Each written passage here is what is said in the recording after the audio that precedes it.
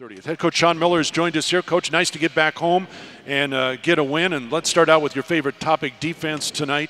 What did you think of your team's defense in this ball game? Something that you've been obviously addressing quite a bit here lately. You know, it was much better. You know, I thought we took a real step forward in the half court. There's not a team we'll play against that moves the ball and puts you in tough positions skill-wise. You know, they don't necessarily get you in the low post, but, man, they can really move it and create open three-point shots. And I think the first 8 to 10 minutes of tonight's game reflected that. But over time, our depth, our athleticism, and really I think the team being more connected defensively, being in the right place, being accountable, helping each other, that ended up winning out over the long haul of the game. You really stressed to your guys today about the perimeter defense because they like to move, as you mentioned, move the ball around, find open threes. Was it a matter of just guys staying on their man? What was the key to keeping them from getting those open looks?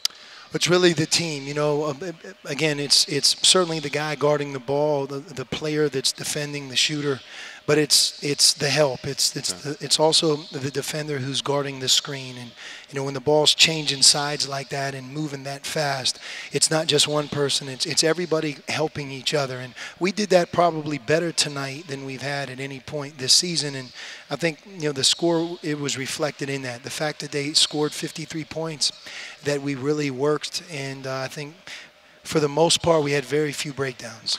Game was tied at 22. It went on a big run there to end the half, and it seemed to be keyed when DeAndre Ayton started to get the ball inside. Right, and it seems easy to throw the ball inside, especially to a target like DeAndre, but you also have to realize that the defense knows that that's key to our success. So they're really trying everything they can to not allow that to happen. And they're fronting him, they're double teaming him, and they're doing different schemes to try to prevent the passer from throwing in. And then when it gets in, you know, it's not just one player, but we're learning. I think everybody's learning, including DeAndre, of when is the time that it's the best to get the ball. How do we go about that? But you're exactly right. And, you know, Alonso in both the New Mexico game and in tonight's game had some great passes. I think his assist-to-turnover ratio the last two games is, what, 10-1? 9-2. 9-2, which is excellent. And a lot of the high passes, you know, adjusting to DeAndre rolling, and even Deuson, he's thrown them, and they're high percentage plays. But 15 assists and 5 turnovers, that would be the other stat that I would point out. Difficult to play a game with only 5 turnovers. I know we had 2 of the 5 in the first minute of the game. So we played 39 minutes with only 3 turnovers. And offensively, we were efficient, but defensively, we played. And you know, to me, they didn't miss a bunch of open shots.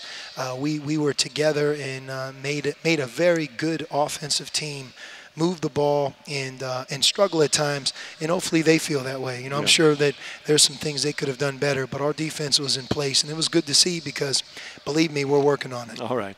Quick word about Emmanuel Adebayo. Got 10 minutes tonight, hadn't played the last couple of ball games, trying to get his knees going and everything, but tell us about what you've just seen from him in practice lately. You know, he's stayed with it, and we're talking to him a lot because, you know, Emmanuel is a very talented young player, and he has a very bright future in our program. But he has tendonitis in both knees, and, you know, some of it is just a function of his lack of strength in his legs. That's going to come, and as he keeps investing in that area, I think his knees, it's not like he has a problem for life or something that he needs surgery on. He hasn't really sustained an injury. It's just if you've had tendonitis, chronic tendonitis, you get to the point where it's not comfortable running, stopping, jumping. So we're helping him along. Sometimes the rest we've given him has really helped, but he's also continued to practice well. He's feeling better, and you know, we talked to him after the game. When you play like he did tonight, you get more confidence to get him back in the next game, and hopefully he can build and grow from where he's at. All right. Obviously, some concern about Alonso Traer. Went down hard, left the court, did come back out, though, onto the bench for a while. Do you have any update? You know, we're hoping for the best. You know, I think, you know, worst case scenario or fear, I don't want to say there's no chance, but it looks like it's something that he's going to be fine with over time. We'll know more tomorrow. You know, it scares you as a player when you feel that in your knee. And I think number one, he bumped knees, and then if anything happened, it would have been because of the bump. So I'm sure he has a bruise there, and hopefully he's good for the long haul, number one. But number two, we'll be really smart the next couple days, and hopefully we'll get some good news and he can progress from there. Great. Thanks, Coach. We'll see you Thursday. Head coach Sean Miller here courtside after the Wildcats beat North Dakota State 83-53. And